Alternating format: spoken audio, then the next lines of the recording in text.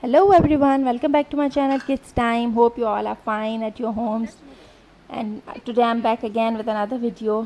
Today I'm going to make a velcro dartboard for your kids, and you'll show I made it from the stuff that I had at my home. So enjoy it and your kids will like it. So keep watching, do subscribe my channel and don't forget to hit the bell icon. And let's start the video. Here's the stuff that I have used in this video. It's an old umbrella and sticky tape, velcros, glue gun, balls, plastic balls and a scissor.